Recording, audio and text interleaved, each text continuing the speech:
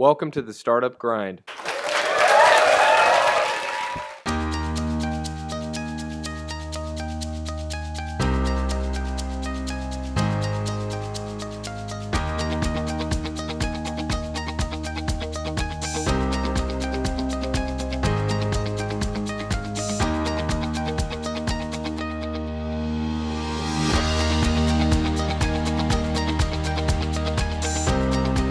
So, without further ado, the gentleman who has most graciously stepped up to be our fireside chat speaker is someone from this area, someone who is very well connected in this area. He is a serial entrepreneur himself.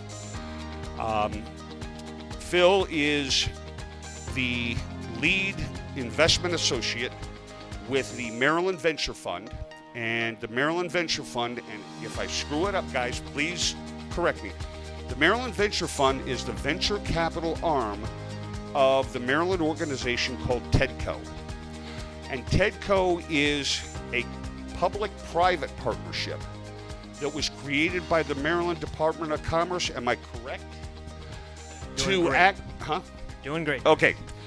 To act as a hub or an accelerator, so to speak, of bringing technology and innovation to market within the state of Maryland. And I've known of TEDCO for a couple of decades, and as a matter of fact, I've worked with TEDCO in a couple of different capacities in the past. And I felt like I wanted to make sure that people in our community were aware of the incredible resources that TEDCO has and can provide our startup and entrepreneurial ecosystem. So that's what Phil does in his day job. He's the lead investment associate. And Phil, he graduated from Georgetown, the McDonough School of Business, with an MBA. And you originally went to UCal Berkeley, am I correct? I did, and I get asked the question. I'm trying to go out to California. What am I doing? Going here. But yeah, I'm originally from the Bay Area, California. Okay. So, without further ado, we're going to get to know Phil a lot better. Ladies and gentlemen, please give a warm round of applause, Mr. Phil Jung, Maryland Venture Fund. Thanks, Chris, and thank you guys for coming out. I'm really honored to be here. I really wouldn't have a job without the efforts that the folks in the audience, do as entrepreneurs, building great companies and businesses and changing the world. So thank you guys for making it out, and hopefully you guys, I can be helpful from our conversation today. One of the things that Phil and I just happened to have been asked by our inaugural featured guest, Mr. Tien Wong. He was our featured guest at our January event. And Tien has developed a format, an event called, or a series of events called Connectpreneur. And many of you have probably heard me putting in a plug about it. But Phil and I actually got to meet face-to-face for the first time. He and I were asked to sit on Tien's host committee for organizing the Connectpreneur events. And as soon as Phil and I connected, I knew that I wanted to have him as our featured fireside guest. So, let's go way back. Yeah. Were you born and raised out on the West Coast? I was. So I was born in Oakland, California. Kind of grew up all over the Bay Area. Spent some time in San Francisco, San Jose. Went to high school in Palo Alto. Did my undergrad over at UC Berkeley, so back in the East Bay. And then I worked at consulting for KPMG out in the Silicon Valley. So kind of all over the Bay Area ever since I was born, really. Okay. And tell us about childhood. Tell us about growing up.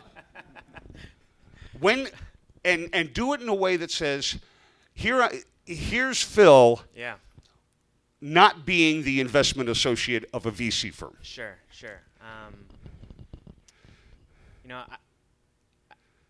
I had a great childhood, great upbringing. I didn't recognize it at the time, probably, but especially since I've been out on the East Coast, growing up in the Silicon Valley is very interesting. It's very unique. I remember any cafe that you go to, you'll hear entrepreneurs and people exchanging business ideas or things that they're hope to see in the future, or deals being talked about and closed, and handshakes being done. And so you don't recognize at the time, but you're surrounded constantly by a culture, an ecosystem of experimentation, startups trying, and failing is encouraged, and maybe even too much out in the West Coast. But that's kind of the atmosphere there, right? So, my childhood, I was trying a lot of different things, and my parents afforded me the opportunity to pursue different extracurricular activities. And, it was very privileged and very fortunate to have grown up in the Bay Area, because I recognize it's a very unique culture there. When you were in high school and at UCal Berkeley, I believe you said you studied economics. Am I correct? That's correct. Okay. At that point in time, had you ever thought about the whole concept of entrepreneurship, particularly given that you're out there in what many consider to be the universal starting point for all things entrepreneurship? Yeah, so I've always had this itching for business and making deals happen, but I wouldn't say, I never really had this aha moment or this one idea that I thought would really change the world. So I'm actually still waiting for that idea, and that day will come one day. But absolutely, I knew I wanted to stay in the business field. I knew I wanted to work in technology, and I was fortunate to start my career over at KPMG in their consulting practice. It would have been very easy for you to stay with KPMG and made a career out of it. What prompted you to move? Yeah, I get that question a lot, especially when I was going through my MBA at Georgetown. Most of the students, are looking to get into some sort of consulting or finance or role. I'd say a couple different drivers there. My now wife, who I was dating at the time, she was a teacher for Teach for America in East San Jose. So, a lot of the dinner conversations that we would have about just the education gap and the inequality that she sees. I mean, those were key kind of motivators for me to start thinking about a world outside of business and consulting. I also went to high school with a friend named Jeremy Lin, who currently plays in the NBA. He's on the Brooklyn Nets. In high school, he and I, we did a lot of community service volunteer work together. And so we were co-presidents of the Christian Club, volunteered over at the Veterans Hospital. We spent a lot of time doing community outreach. And if you guys are basketball fans, you might remember back in 2012, and he was on the New York Knicks at the time, there was a period called Linsanity, where he was the last man on the New York Knicks bench, and just through the perfect storm that was created, he was on the cover of Sports Illustrated for 2 magazines, which had never been done in history. He really led the turnaround effort for the Knicks at the time. And so, back then in 2012, he and I, we were just brainstorming. We have this great platform. Jeremy Lin is all over the newspaper. We should probably do something with this. And so we co-founded the Jeani Lin Foundation, which is a nonprofit organization focused on youth education and leadership development. And so that was also a key driver for me. And I started thinking about, how do you enact change, and how do you create lasting impact, and how do you call something that's really your own? And so a lot of those conversations that I've had and some thoughts drove me to pursue a different career outside of consulting. So I got my MBA over at Georgetown, thinking my original thesis for that was DC and the metropolitan area is a real hub for edtech startups. You have Blackboard, Everfi, 2U, for example. And so that's what I thought I was going to do after I graduated. But I was very fortunate, while I was in school, I worked, while I was pursuing my education, to work at a few venture capital firms locally. One is TDF Ventures, based in Chevy Chase. And they had made actually a few edtech investments in their portfolio, so I got to work closely with that. And I got a little taste of venture. And in venture, you're not only working with one amazing technology startup, but a whole portfolio.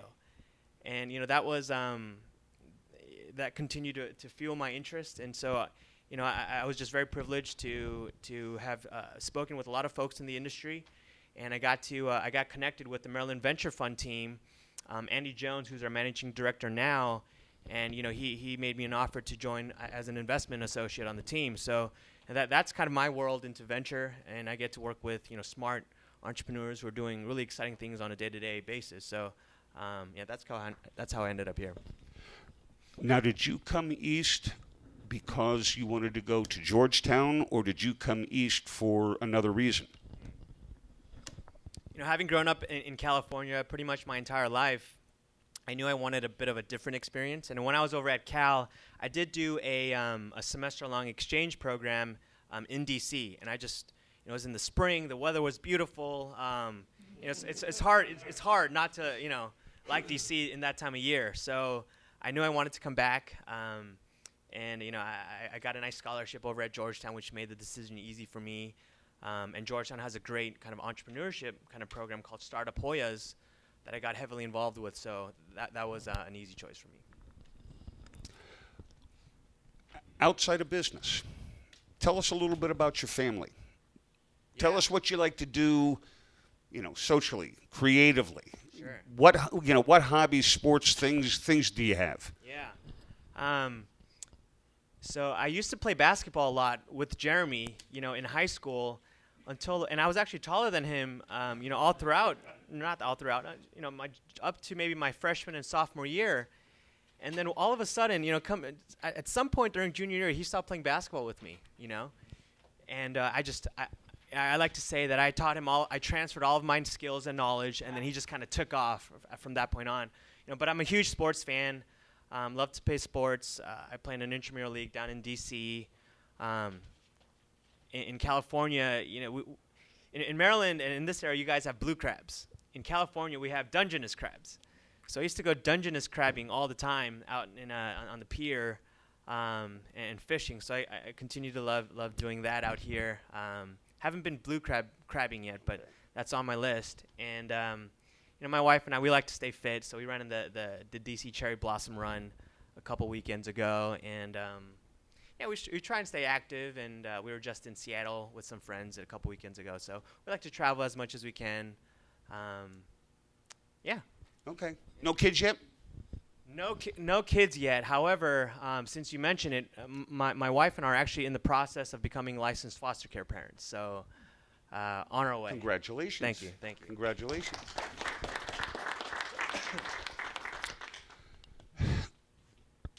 Tell us about your job and your responsibilities as one of the investment associates in the Maryland Venture Fund. But before we get there, let's kind of set the stage and talk about TEDCO as a broader organization. Because one of the things that I have found, particularly over the last couple of years, is I've been very fortunate and have been blessed of knowing about TEDCO and knowing some of the things that they offer and the resources that they bring to the table. But when I start talking and I mention TEDCO, it's as if, who? And that to me is a blessing, but it's also a curse, because we're sitting here in mid-Maryland with such an incredible resource that unfortunately is a well-kept secret.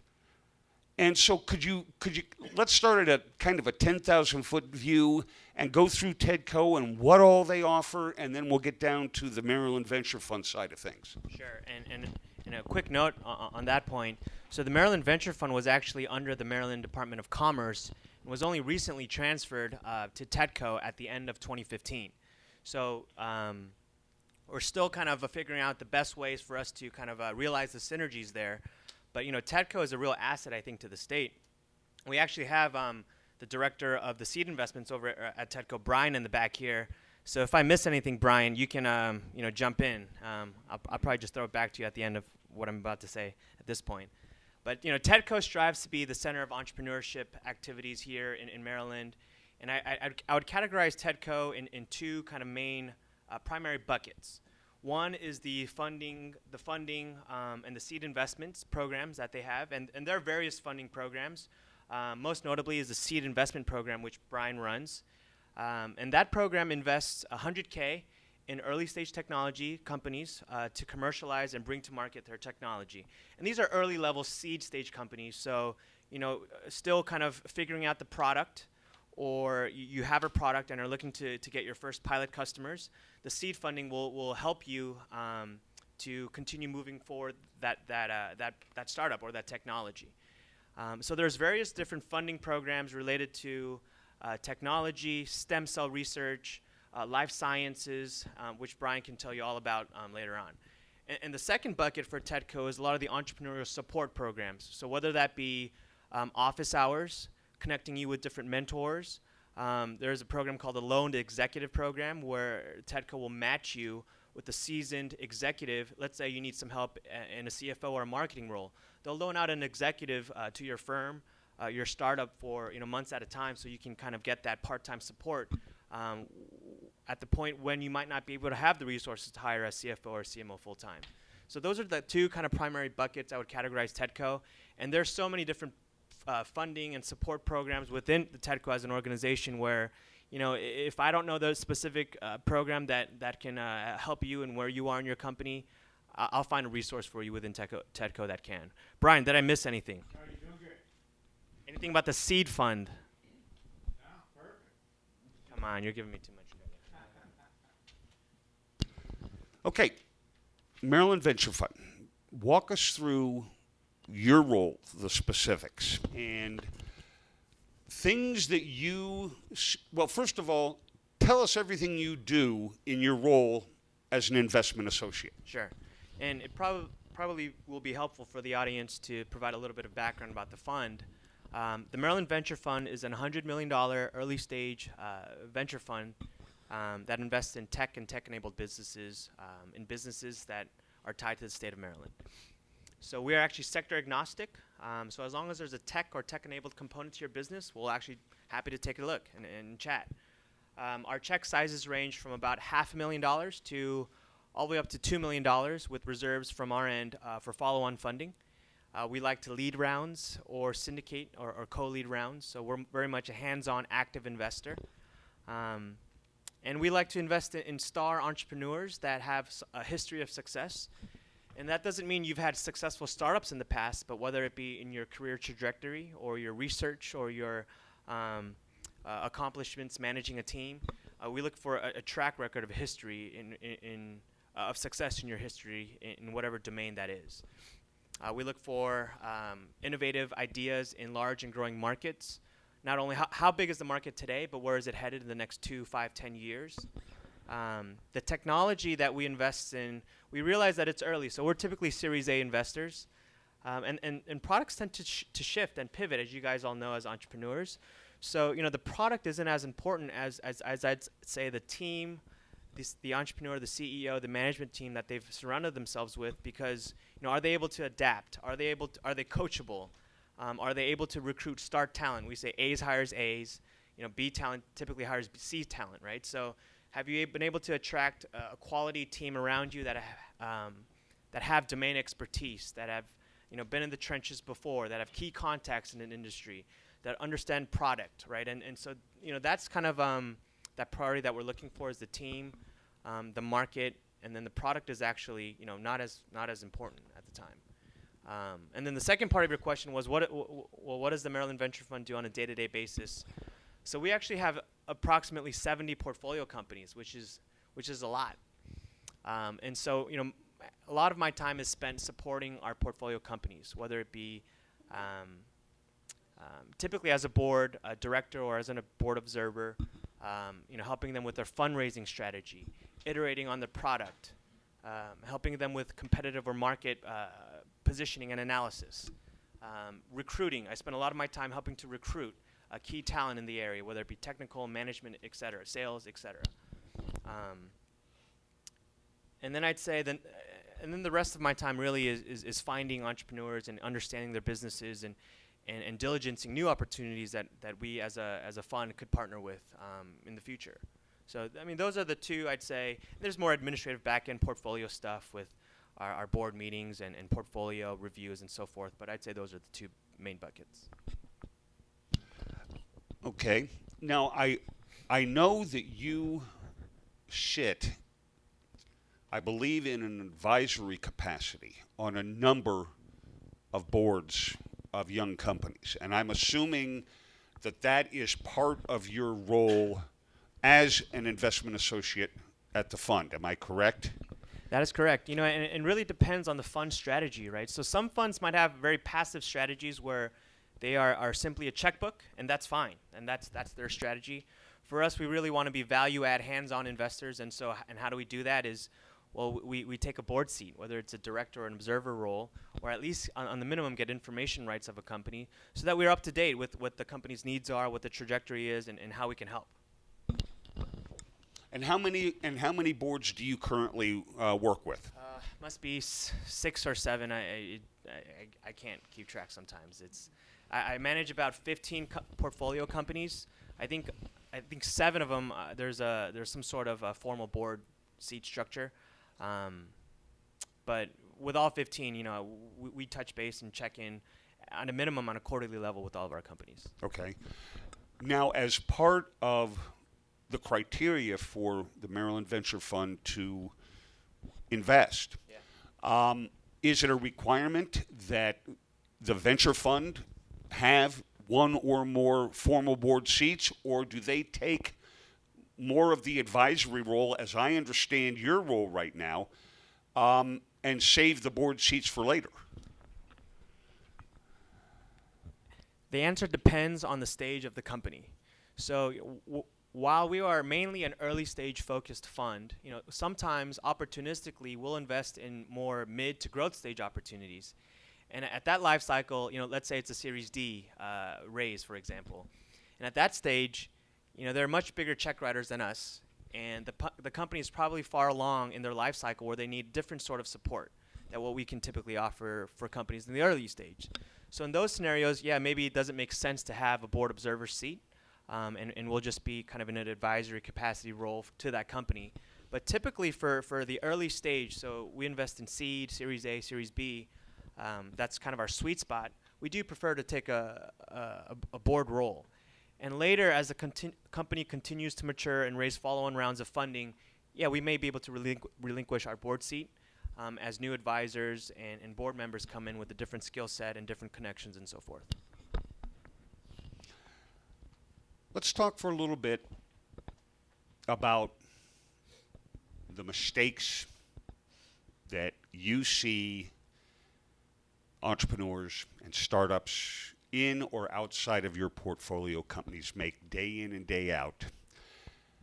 The lessons that you have learned as a result of watching others make those mistakes, and what can you share with with the community that may help them to avoid some of the things that you see being some of the mistakes you see being made on a daily basis? Right.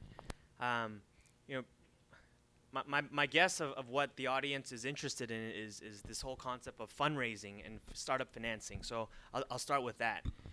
I get a lot of questions on, when is the best time to approach an investor? What kind of traction do I need to demonstrate? How do you even get a meeting with an investor?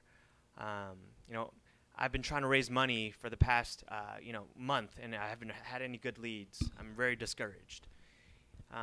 So in general, fundraising is part of the process for startups, right? So as a CEO, as a founder, you just have to understand that that's part of your role. It's not fun, but if you're looking for outside capital, just recognizing that that's part of the job description.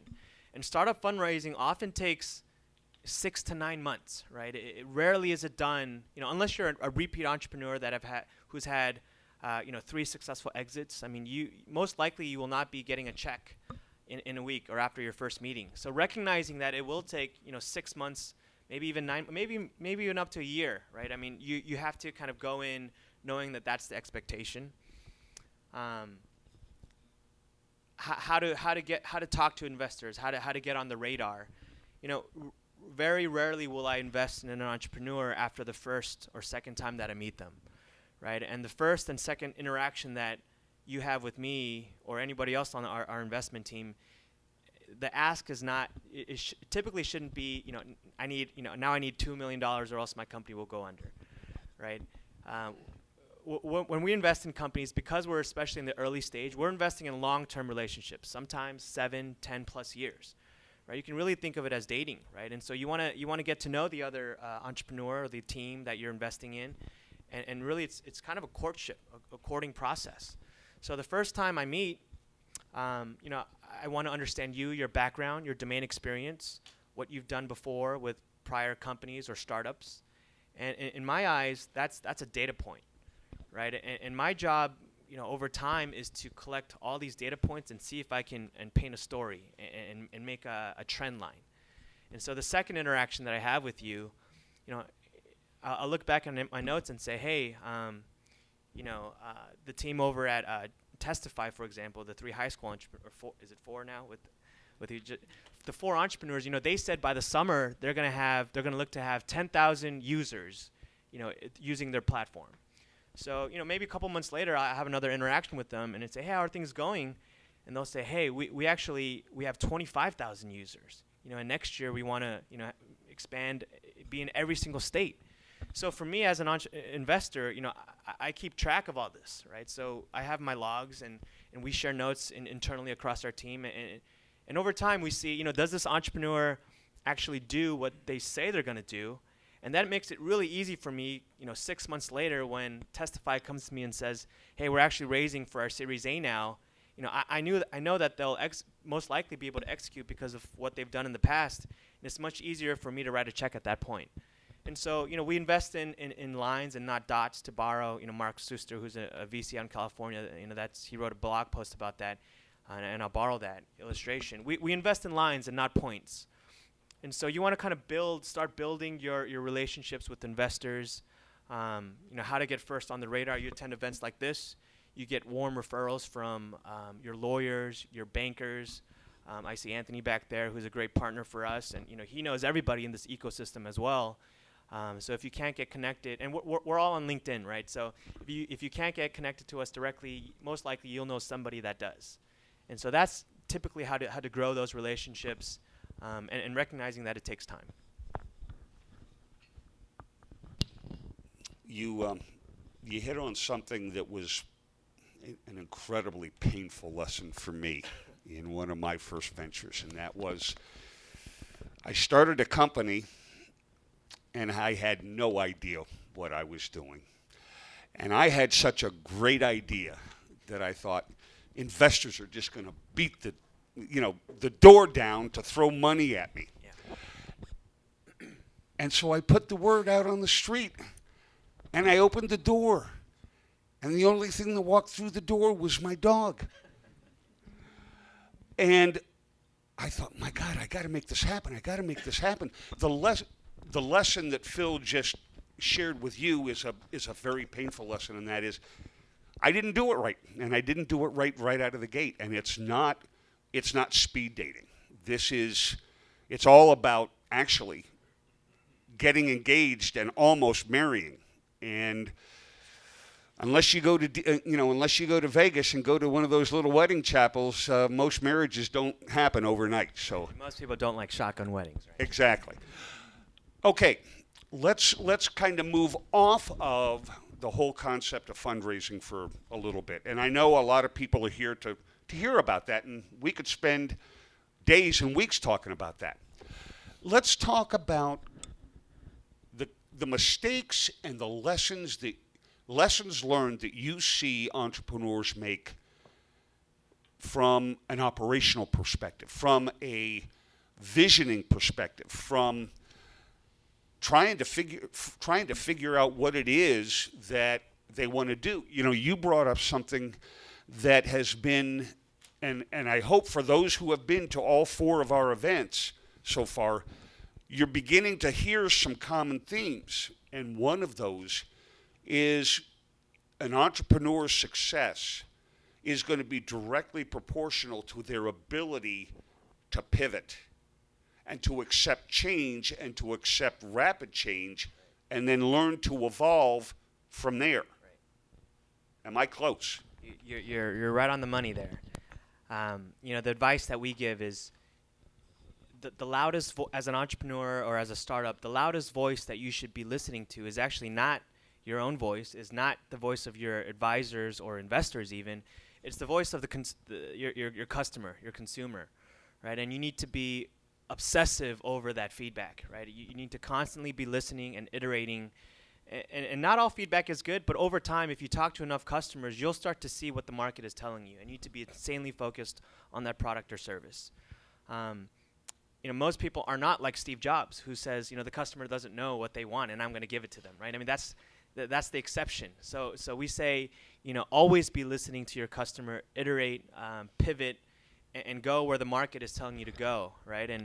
And once you're ready for venture funding, where we typically come in, we want to see some momentum about what the market has told you about your product or service.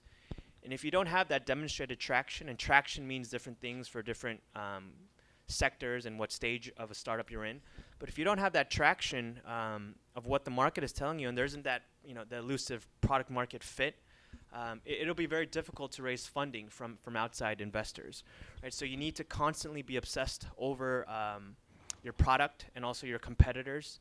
What's happening in the space why is there a gap that exists today? And if there is a gap, why aren't your competitors doing that? Is there a reason for that? And again, you'll learn that by talking to your customers. So that's one point. I also say the second point operationally is it's hard to one thing we say when we get a pitch deck or when we review a company's financials, the only thing that we know for sure guaranteed is that it's always wrong, right? It's never the exact. However, as a startup founder, what you can control is your expenses, your costs on a monthly basis, on a weekly basis, even on a daily basis, right? And so as an entrepreneur, we really appreciate when an entrepreneur has has really built out their operating model and their cash forecast, right? Because you can control your expenses on a month-to-month basis and determine, how much cash do you need to fund this business? How much runway does that get you? And oftentimes we don't see that level of detail in an operating model or a cash forecast that we would like to see. This is on the extreme end, but there's an entrepreneur, I forget what they were delivering, maybe it was groceries, but in his model, he had built out the cost of delivering whatever product it was to the consumer down to the cost per mile by the model of the car that he was driving that day. And that's, again, on the extreme side. But that's the level of detail and the operational focus that we love to see as an investor, because that gives us confidence that you'll have that level of detail and focus in other parts of the area. And managing cash is so key. I mean, the reason startups fail is because they run out of cash, right? I mean, they just have no more money to operate with. So to be insanely focused on your cash, and if you don't have a financial background, find an advisor or a partner or someone to help you with that. And there are a lot of folks, in the ecosystem who can, because the expense item, that's one area you can have control over. One of the things that when I work with entrepreneurs and startups, for me, being an advisor to startups and small businesses, half of my job is the technical side of things, the finance side of things, the operational side of things. The other side is almost being a therapist and being a counselor and playing a devil's advocate. And one of the things that I coach people on is find a trusted small group of people that will be brutally honest with you and call you on your stuff when you need to be called on it. What's your philosophy about surrounding yourself with people? Yeah, I mean, running a company and being an entrepreneur is probably one of the hardest and loneliest things to do, especially if you're a single founder, right? So we always encourage, if you can, 2 co-founders, maybe even 3. I mean, that'll really help you through the rough times, because it's tough. It's really tough, and you need kind of a team, advisors around you that'll be a sounding board.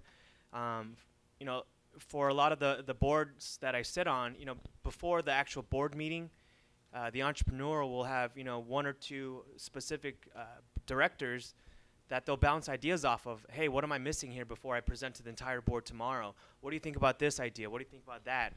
And you need that kind of boxing partner just to help you see what could be coming around the corner before you actually get there. And so we always advise our companies to find and surround yourself with advisors and mentors.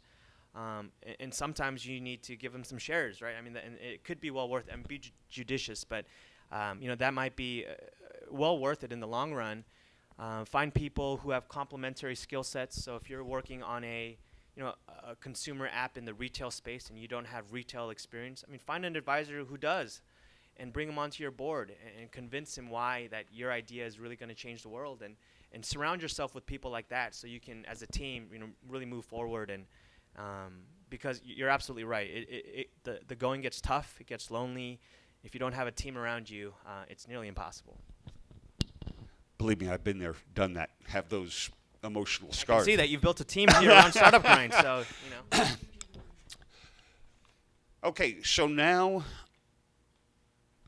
the entrepreneur has built out a core group of advisors, and it's time to start getting traction and ramping up. And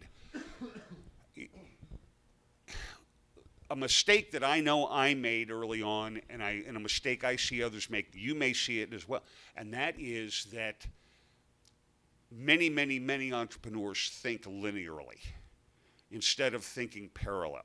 In other words, all right, I'm at the starting point. I have to do A, and then once I get A done, I then do B, as opposed to I've got to make sure A, B, C, D, and E are all traveling down the same path at the same time, so it's being parallel, not serial. And one of those is hiring good teams. You touched on a few of the criteria that you look for. Can you share with us lessons that you've learned by watching others make mistakes? about managing parallel work streams. About managing parallel work streams, and about what do you look for when you see entrepreneurs make their first hires? Yeah. Especially in the early stages where the team is so small. I mean, those first few hires are so key, right? So a lot of times, I recommend if you're not quite sure if that person will be a fit culturally for you, let's say you're a founding team of 3 and you're looking to expand to 5. I mean, that's 2/5 of your company right there. They will have no matter what you think, that those 2 individuals have a huge impact on the culture and the direction and the performance of your company. So if you're not quite sure there, if they look great on paper and that you've done your reference checks, but you're not quite sure about the fit, start on a project basis, right? So have them, work with them for a week or a couple weeks on a consulting project, and see how you guys work together, because those first few hires are so critical for your team. So you really want to be careful and be wise about how you do that. Run reference checks, and not just the ones that they give you. So we call them off-balance sheet reference checks. Look on LinkedIn. Look to see where the mutual connections are, and really get input from people who have worked with that person in some sort of capacity. If that person was previously a manager at a company and they fired somebody or 2 people for who knows what reasons, I would love to do a reference check on the people that they fired. How was it like working with that individual? What was that process like when they let you go, for example? So you really want to be careful with how you hire. I'll give an example on our team. So when the Maryland Venture Fund, when it was spun out of the State Department of Commerce and brought under TEDCO back at the end of 2015, we actually call it a turnaround effort. So the legacy team was phased out and a new team was brought in.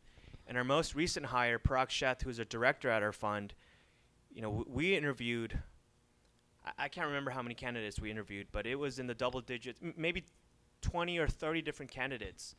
And we did so many background checks, cross-reference checks of Parag. What is his reputation in the industry? What do entrepreneurs say it's like to work with him? And that really helped us to get a complete picture of who this individual was, because we're a lean team. We're a team of 5 right now. And so, we recommend the same for our startup companies to do. And also, you hear this all the time, but don't be afraid to fire quickly if things aren't working out. A lot of mistakes that we see entrepreneurs make is they fire too late into the process. So fire quickly, and don't be afraid of that as well. One of the mistakes that I have seen, and that I've made a couple of times, and that is hire people who are like me, hire people that I like, and hire people based on friendships. And I've adopted the philosophy that I have a skill set and I know what I know and I think I'm pretty damn good at it, but there's a whole universe out there of things that I don't know.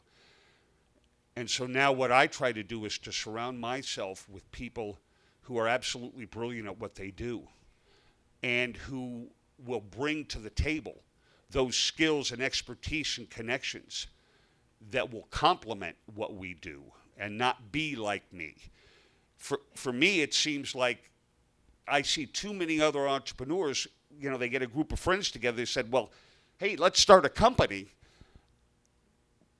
without any consideration for what those other people are really bringing to the table. Any thoughts?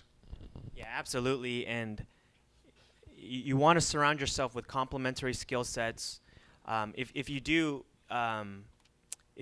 start a company with, let's say, with 3 founders, and you guys are all friends or whatnot, or you haven't quite worked together in the past, I would highly recommend that you guys have vesting schedules over time for those founders, so that you know, God forbid, the next month one of them quits, they don't quit with 33% of the company still under their name. So you want to have a vesting schedule there. But absolutely, you want to surround yourself with people with complementary skill sets. You know, A's hire A's and B's hire C's, right? And I'm certainly not smarter than any other VC or investor. I'm certainly not smarter than the entrepreneurs that I work with. But I like surrounding myself with them. I learn a lot every single day about different industries and you know, what's happening in technology. And so you want to find people that can surround themselves with people that are smarter, better, have more experience than him or her. And over time, that's what builds a great team. And as your company continues to grow, you know, you start to trust, you know, for example, your VP of finance or your VP of sales to run that department, because they have that skill set that maybe you don't have as a sales. Maybe you're an engineer and so you don't have that sales background, but you trust that individual because they have that skill set to run that team, and it allows you as an entrepreneur to focus on more of the strategic things that you need to, the higher level things that you need to focus on. So I absolutely agree with your point, Chris. A couple more questions. What has been your biggest personal and or professional achievement and success? Geez, I wasn't prepared for these types of questions, Chris. And guess what? I designed it that way. Personal achievement. I don't know, marrying my wife. I mean, she really is my better half. Okay. You know? That's a good, safe answer. It really is. No, you know, we talk about our days. You know, I talk about the company that just raised millions of dollars in funding, you know, from NEA.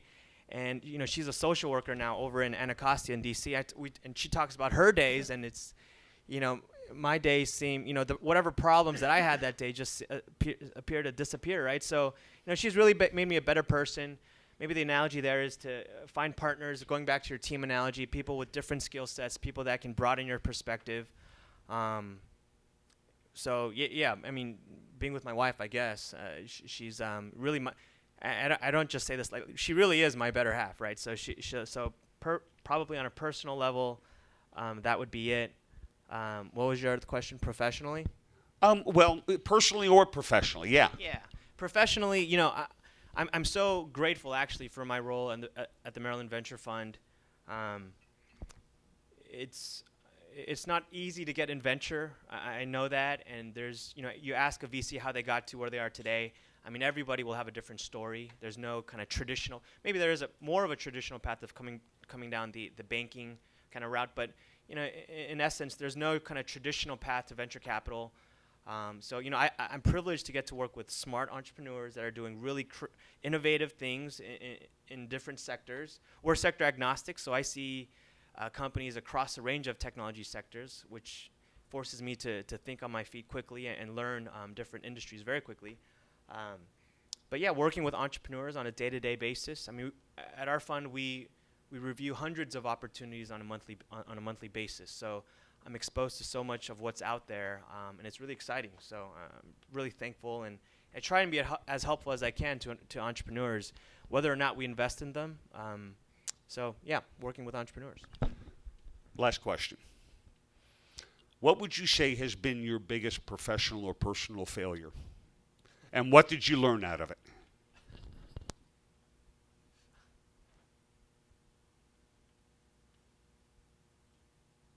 Yeah, I'll go back to my undergrad days over at UC Berkeley.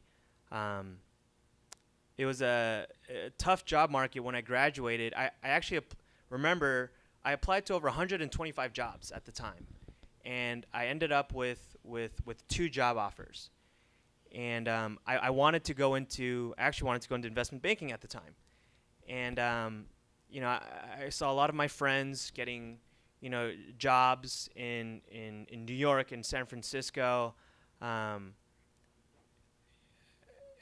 my role at KPMG, my consultant, I actually didn't get that offer. I had one other offer at a research firm that I wasn't too excited about. Only later in the process, when after they had rejected me, I got a call back a month later saying, actually, we circled back and we created this new position for you. Would you still be interested? And at the time I was overjoyed, but I remember just being so upset because I thought, I wanted to be in finance and in banking, and it's so short-sighted of me, and just comparing myself with my peers at the time. But looking back, of course it was a great place to launch my career. I worked in the tech field. That was my first foray into technology and startups and software, mainly in the Silicon Valley. So that was a great experience for me. So maybe the lesson there is learning to be content and just seeing the silver lining in any situation, right? Something doesn't work out your way, you just don't know. You have a long-term perspective on life, and you'll see how the story shapes out. Let's say your startup isn't able to get funding, but maybe looking back, you learned key lessons where you work on your next startup, and because of your key learnings, you were able to take your second startup to new heights and raise funding because you've been through that process before. And you look back on your first idea and say, hey, maybe that wasn't so good after all. I would have wasted more years of my life if I pursued that. So you just don't know. And so I don't know if I have one kind of defining moment, but that's kind of generally the philosophy that I've adopted, and it's served me well, I think. Thank you for that. Ladies and gentlemen, floor is open. Questions? This was the part I was actually most excited about, so I want to hear. Okay. I'm going to start up here with you, Damien. What's the biggest red flag that you've gotten or that you noticed not to invest in somebody?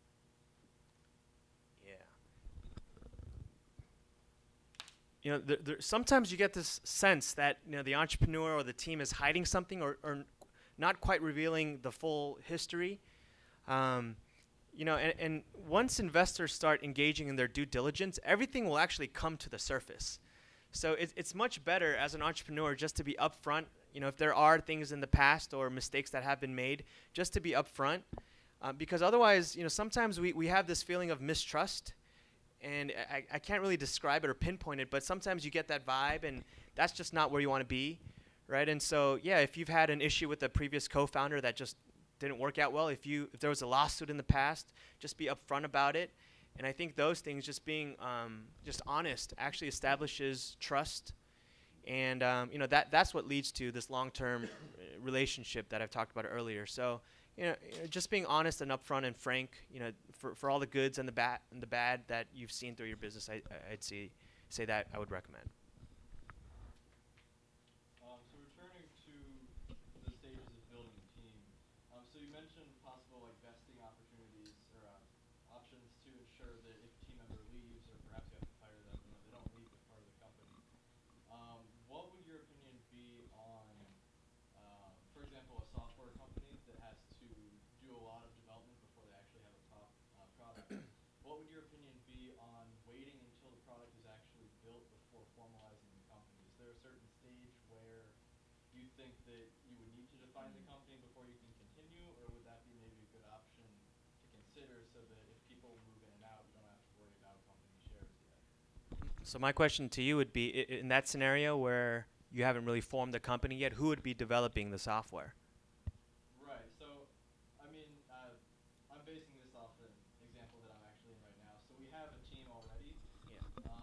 but we're still being a little, the team is fluid.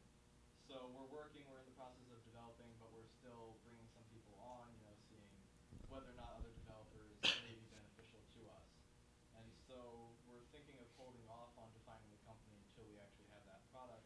But I was mostly wondering if if you think there's any reasons why we shouldn't do that, if that'd be holding us back in any way. Yeah, I mean, without knowing the specifics, I would recommend actually forming the company first, and as your developers build out your software, your product, that actually is company property, and not that individuals, right? So you can create different vesting options with the cliff, for example, to address the options or the ownership stake. But I think you definitely want to establish your company first. In your past experience, whether it's looking at other startup firms or your own personal experience, where's been the most fertile ground that you've actually found co-founders before? Yeah. The best are through your network. So high school, college, graduate school, your working relationships, your coworkers at your previous job or your current job.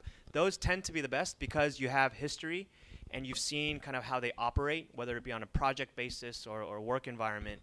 And sometimes you don't consider that person in that particular way, but they could be right under your nose. That would be my first kind of recommendation. And then there are also lots of events like this and tech meetups and hackathons where people, like-minded individuals, are looking to work on a startup, right? So maybe they've worked in a corporate setting for years and they're just tired of that kind of environment. They're looking for a change. And so you meet a lot of hungry folks like that. And I've heard quite a few stories of, there's startup weekends all throughout the country where co-founders have met there at different hackathons. So those would be other places that I would recommend as well.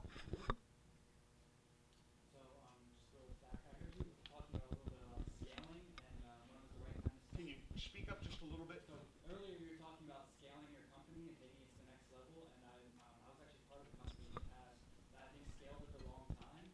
And how do you really decide when? I mean, even if there might be opportunity there to scale, how do you decide when's the right time to do that and when wouldn't be the right time to do that? Yeah, that's a tough question to answer because unfortunately it varies so much.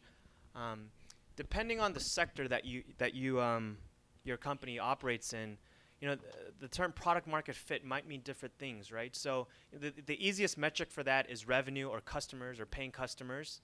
But for some, maybe in a consumer app, for example, it's like Snapchat, let's use, and that's a massive outlier. But for them it was number of users, monthly active, daily active users, right? And so that you start to see when that really starts to hit an inflection point. Investors love graphs where it goes up and to the right, right? So they want to invest right as you hit that inflection curve because they want to get in before you really start taking off. But they don't want to invest here where you're still figuring things out. So figuring out that point right when you're about to scale, that looks different for different industries. Those metrics are different. But in general, the market feedback you're getting is that people are loving your product. It's spreading. High net promoter scores, for example. Individuals are sharing with their friends, their coworkers, etc. You're starting to generate revenue. You're converting pilot to paid customers. You're starting to see falling churn levels, higher renewal rates, increased ACVs. I mean, there are different metrics that indicate when you're really starting to scale. So and sometimes you don't quite know. Hindsight is 20/20. So you don't really know. You think you've hit an inflection point, but you're not quite there yet. So unfortunately, it depends. I would also suggest looking at, if you're operating in a particular space, look at other companies, startups that have really taken off, and what are the different metrics or revenue numbers or traction levels that they had before they really started taking off, and really and see if there are comps there as well. Outside of the venture capital world, what can you tell us about private equity funding, other sources of funds for startups? Yeah, absolutely. Great question. If I were to start a company today, I would first pursue all forms of non-dilutive funding as I could, right? So research grants from the government, education, colleges, for example. These are all ways to bootstrap your business without giving away equity. So I would exhaust those resources first. And then prior to venture capital, there's angel investors as well that will typically invest before you oftentimes have a final product, where you're still maybe in the ideation phase. And these are high net worth individuals, a lot of times entrepreneurs themselves that have had a successful exit, so they're sitting on some cash and they don't want to just invest in the stock markets, for example. So you can get introduced to them and find angel investors there. And then you hit your typical venture capitalists, and then you move farther down the chain and more into the private equity space. And the thesis there generally is a little bit different. They usually take more ownership than a venture capital firm. They're much more hands-on. Typically, it's a quicker flip, a 3-year flip, 4-year flip, for example, versus venture that might be 10-year holding periods.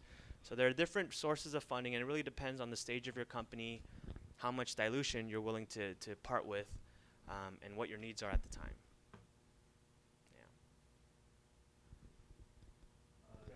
So are you guys, you talked about having a $100 million fund. Is that from the state of Maryland? Yeah, so that's from several different sources, from the state, some from the state level, some from the federal level as well. Okay, so is it different, like your investment thesis versus a traditional, I guess a more traditional VC firm where they have limited partners? Is your thesis different or similar to theirs? I'd say there are some nuances to that, right? So, for example, every year we report back to our state in our annual report, not only the investments that we've made and potential returns, but also the jobs that were created for the state, the economic impact. So there are slight nuances in how we report annually to we'll call it our LPs. But in terms of our investment thesis, investing in high growth technology startups, looking for investments on our return on our investments, I mean, it's pretty much the same in that sense. Yeah. So you're still looking for the 5, 10, and the 100 times exit? Yeah. So we're actually, I forgot to mention earlier, the Maryland Venture Fund is actually an evergreen fund. So meaning that any profits that we generate over time, it cycles back into our fund, and so we invest off of our balance sheet. So if we don't make any money, we'll be out of business. So we're highly motivated by making returns as well. Tammy, did you have a question?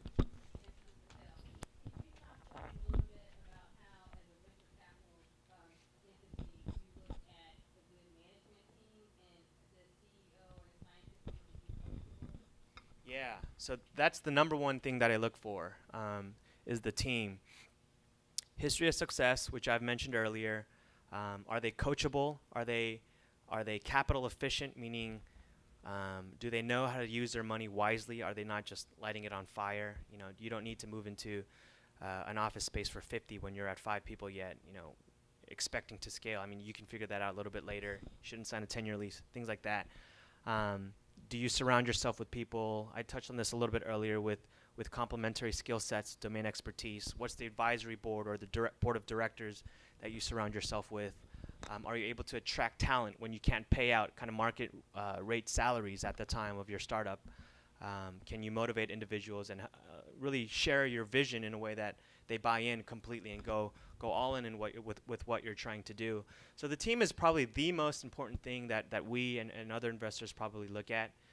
So if you're raising money, you typically want to bring your key management team in, as long as it's you don't want to bring 10 people to an investor pitch, but if there's 2 or 3 people that are your key management team or your founders, I mean, we want to meet them. So being surrounding yourself with great talent and just leveraging the skill sets of each other is incredibly important to your company.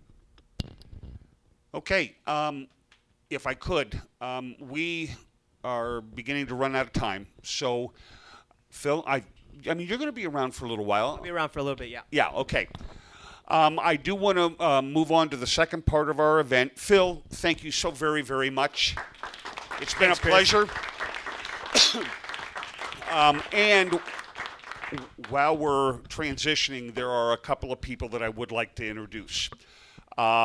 First is Ms. Tammy Thomas, who is Vice President of Marketing at TEDCO. Hi, Tammy. And then there's Mac Conwell. Mac is also with the TEDCO organization. And Mac, you're in charge of a new fund that is focused on minorities and socially disadvantaged component of the ecosystem, right? Okay, all right. And then finally, a gentleman that I've known for a few years, Mr. Anthony Raley of Silicon Valley Bank. Anthony has been, he doesn't know it, but he's been somewhat of a mentor to me behind the scenes. But Anthony, thank you for being here. And all of those people are very active in the entrepreneurship innovation ecosphere. Mac?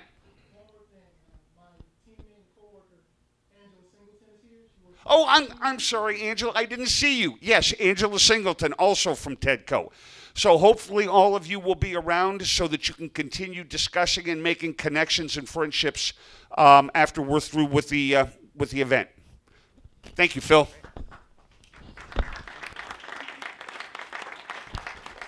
Okay, now I would like to bring up our featured local startup. And I have known Jeani now.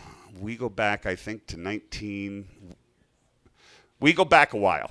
Jeani and I first met, I believe, back at Howard County Economic Development Authority function.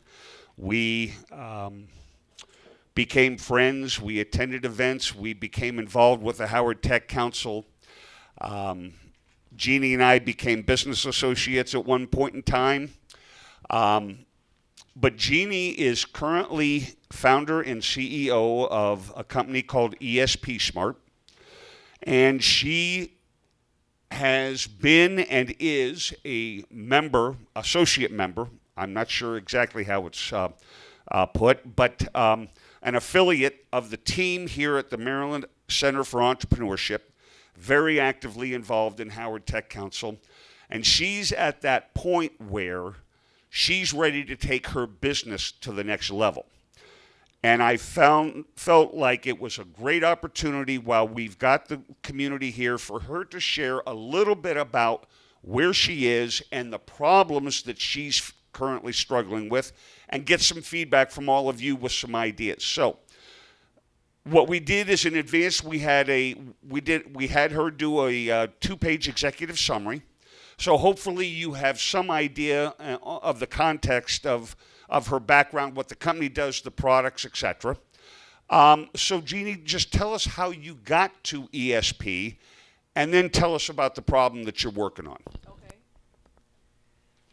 4 years ago, we were a sponsor for an event run by the Howard County Recs and Parks called Wine in the Woods Festival. We were a web development company at that time and a marketing firm.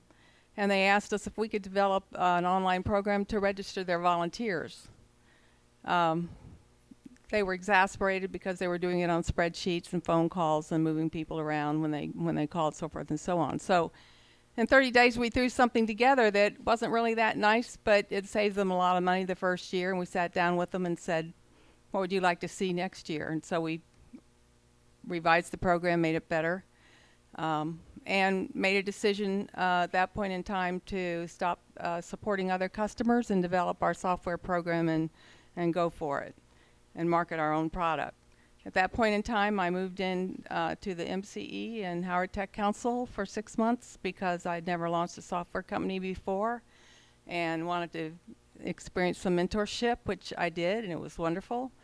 The next year, we landed a contract in 2015, the UCI Cycling World Championships in Richmond, and our software program managed 7,200 volunteers for 14 days without a hiccup. When that event was over, we interviewed all of the users and learned a lot about what was going on in the industry, and the main thing we learned is that everybody was very disillusioned with their registration programs for athletes.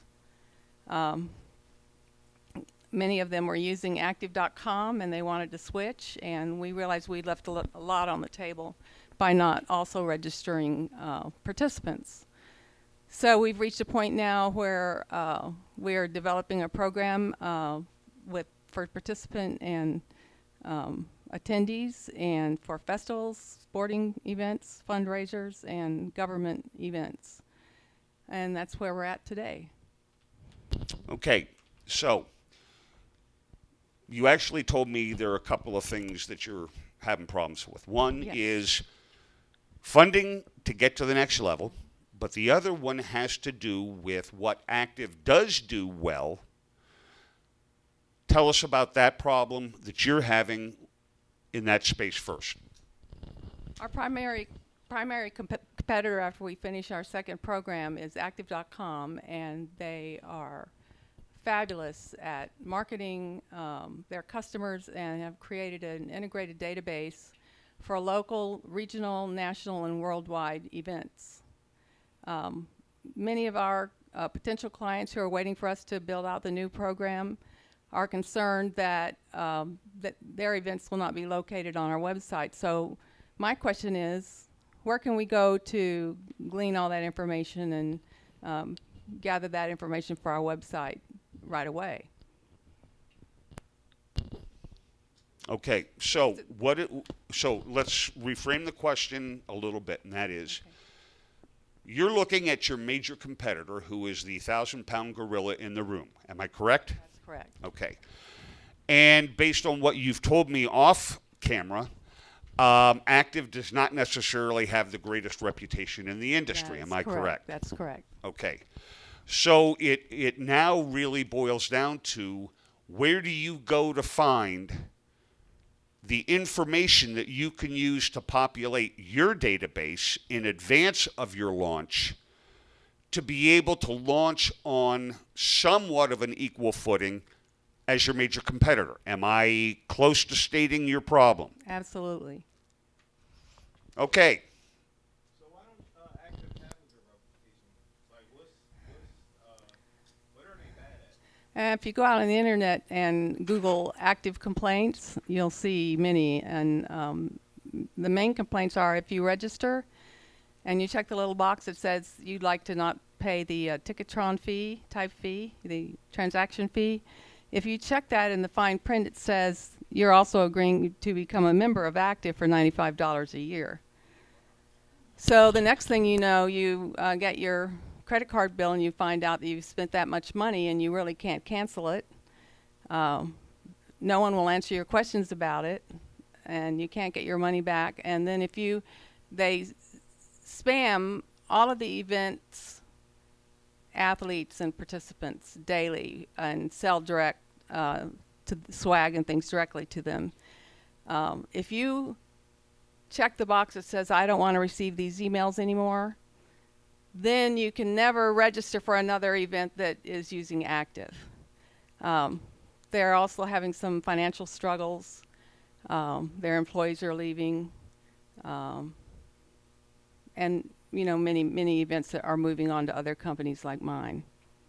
Yeah, I would look at what's the number one complaint that they're having, and I would take that and implement it in my system, and then I would market it to them. I would market it to the I would market it to the audience and say,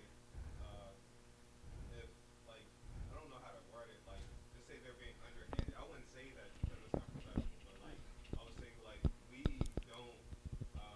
make it easy, convenient for you without any extra fees or something like that. Like, And we've definitely fiercely researched our competition there and turned it into positive notes about, if you use our program, it does this, it does this. We use your brand. We don't have any trick fees. Blah blah blah. Okay. There needs to be a little clarification here, and that Right. is, exactly who is your customer? Our customer is sporting events, festivals, municipalities, and charities.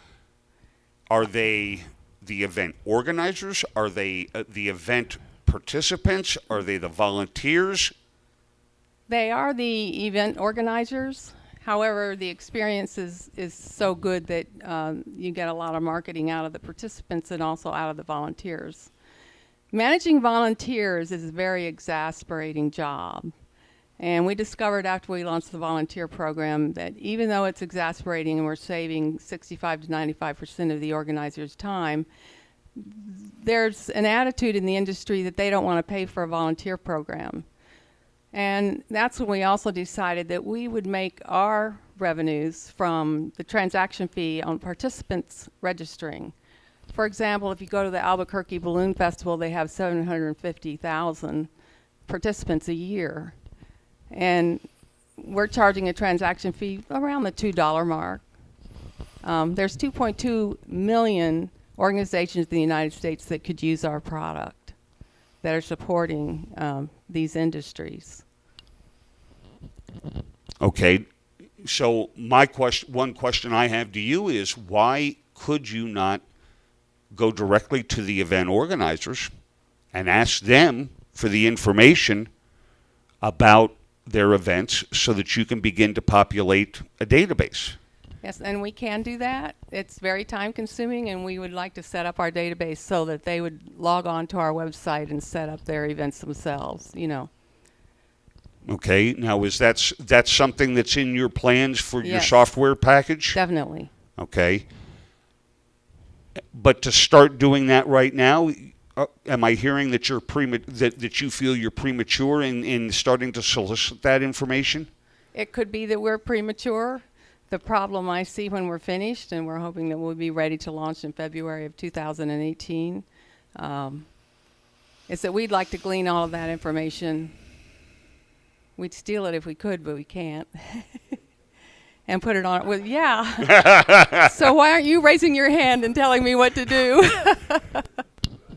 Okay, Femi? I think so you have like marketers and then you have growth hackers who are, it might not be the professional way, but like I was checking out Apple.com and their database seems pretty like open. I couldn't find the Smarty. but it's pretty structured, and so I could easily see if I had my computer, you could probably scrape their entire database. Well, guess what, guys? I think we just created a connection that heretofore had not been created.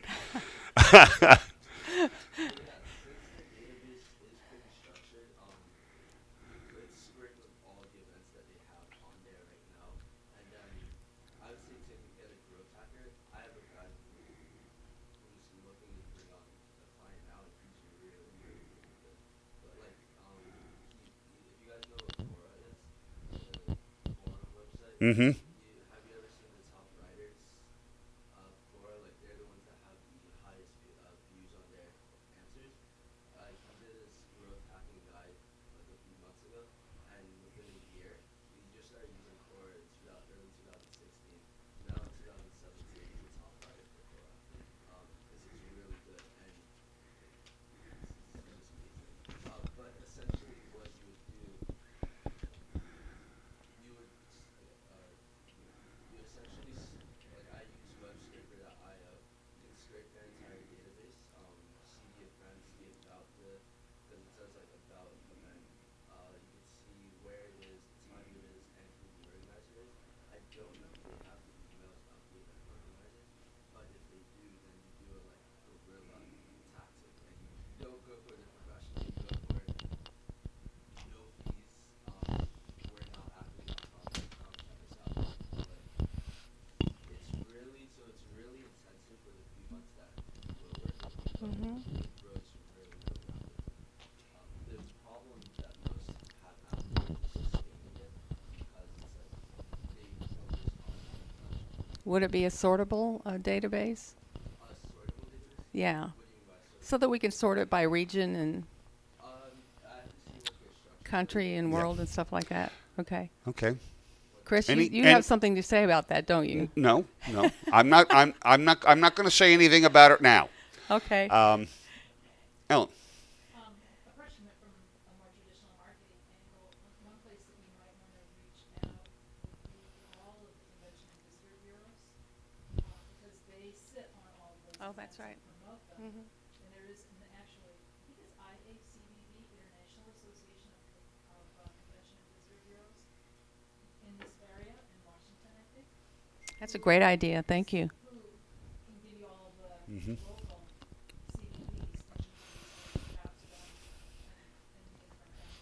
'Cause we'd like to have someone, beginning this and loading it so when we're ready to launch, we have a nice database and it'll encourage others to sign up. Yes? Another kind of piggyback on that is local veteran service organizations, or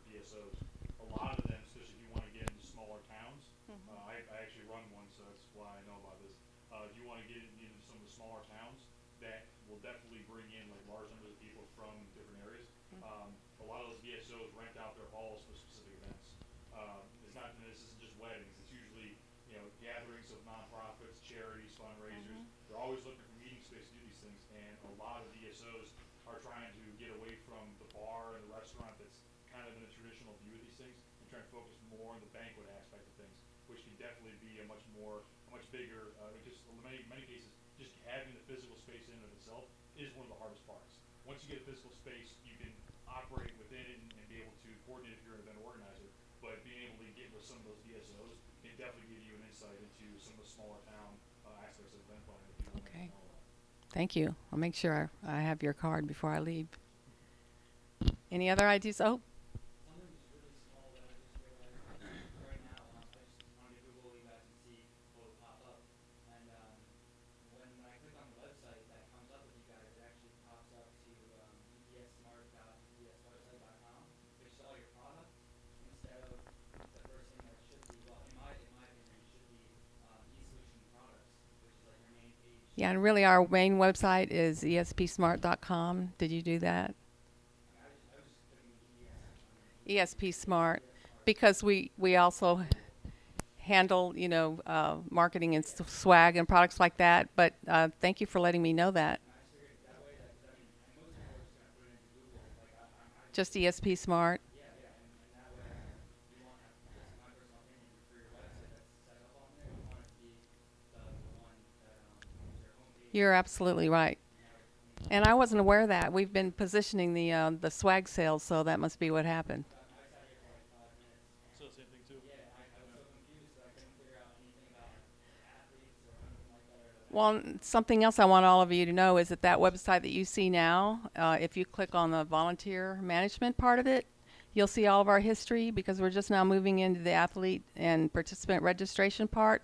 And that's a placeholder site, because the development firm we've picked is going to build a whole new website. So I didn't want to go back and spend the money to rebuild that website if we're building a new one now. I know an investor wouldn't like that, but Okay, one last one. Like, do you know, like for EPS, like, do you know what your audience considers your biggest strength and your biggest weakness? our biggest strength is our online volunteer management program. There's none like it in the world.